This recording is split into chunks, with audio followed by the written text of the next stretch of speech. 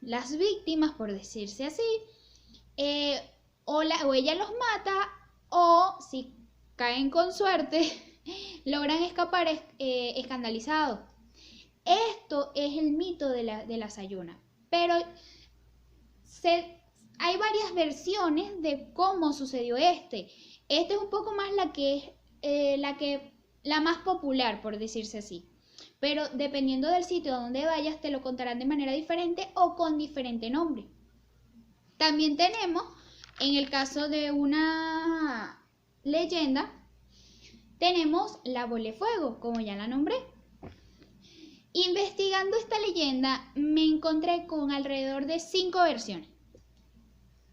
Estas tenían diferentes nombres, unas coincidían, en cambio otras no, otras la llamaban bola de fuego y otras bola de fuego o bola en llamas. ¿Qué sucede con este mito?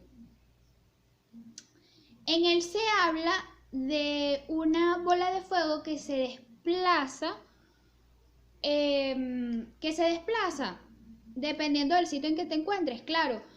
Un poco tiene por decirse así, se le cataloga leyenda o también mito. En el caso de Venezuela se le cataloga leyenda, pero en otros países mito, porque la ambientan en la gran sabana.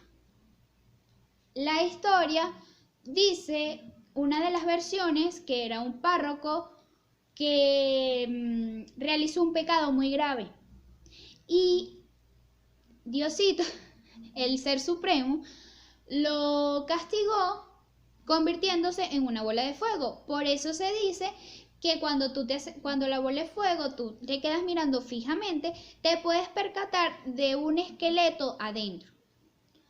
¿Qué sucede? ¿A qué viene el meollo del asunto de este mito? Por decirse así, este mito nos dice que si nosotros rezamos cuando ella aparece, o él aparece, porque hay varias versiones, una con mujer y otra con hombre, nos dice que si nosotros rezamos, él se trata de acercar a nosotros, a quemarnos. En cambio, hay que maldecirla y alejarse, y para que él se aleje de él, quedarse muy quieto. ¿Qué sucede? Otras versiones, las 5 versiones que conseguí nos dicen lo mismo. Hay que no rezar y maldecir. Pero una de esas versiones nos dice que hay que tirarse al suelo y mantenerse, ¿cómo se los explico? Mantenerse muy el suelo y ustedes, y empezar a maldecir para que él se vaya alejando, porque cuando él te ve, dependiendo de tu nivel de puracidad, él, aunque tú la maldigas, tratará de acercarse. Ok, ahora un poco yéndonos a las leyendas, que ya yo me estaba confundiendo y las estaba mezclando. Es que lo que pasa es que son tan parecidas que en unos países lo colocan como leyendas y en otros como mitos. Entonces uno, mientras más lee, uno las intercala. Tenemos lo del doctor Snochek. Por ahí va. Es alemán, es un apellido alemán. Este doctor, la leyenda se ambienta en los años de la independencia. Esto fue un doctor alemán que decidió venirse a Venezuela, a La Guaira en específico, y construir en una hacienda un sepultorio, que eso tiene un nombre más técnico, que es el de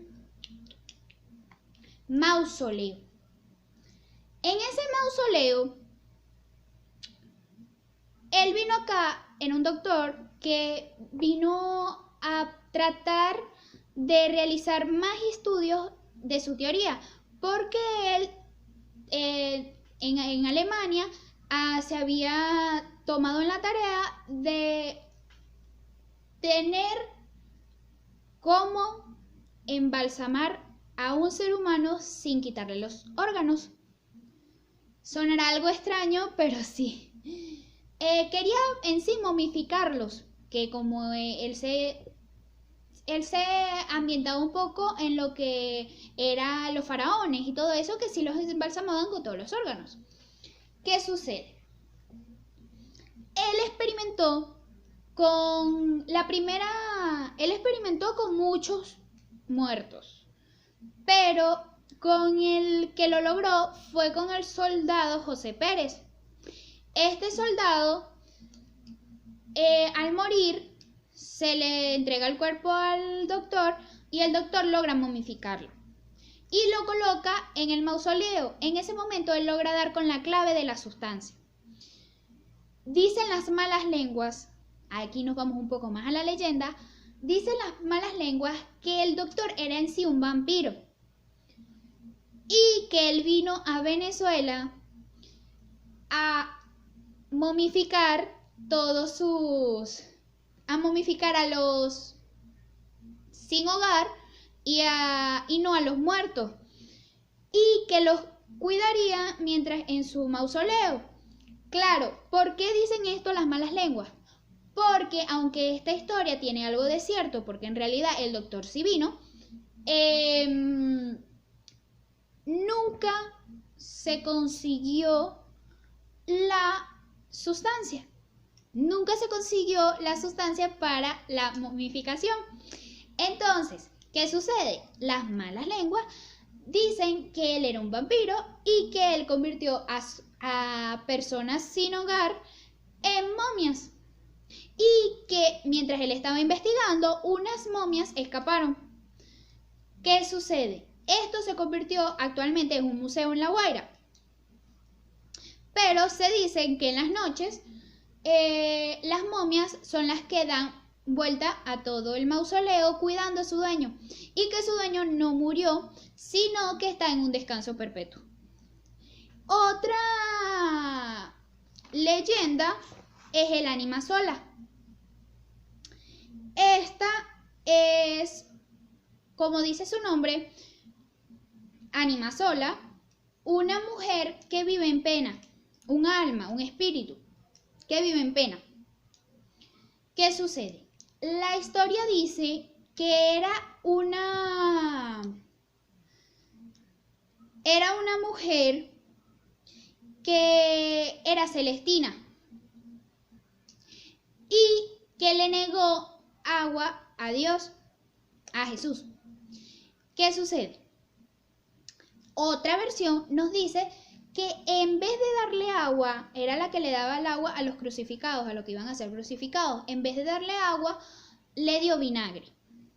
Y que cuando llegó la hora de rendirle cuentas al Dios Supremo, le castigó con varar en las calles,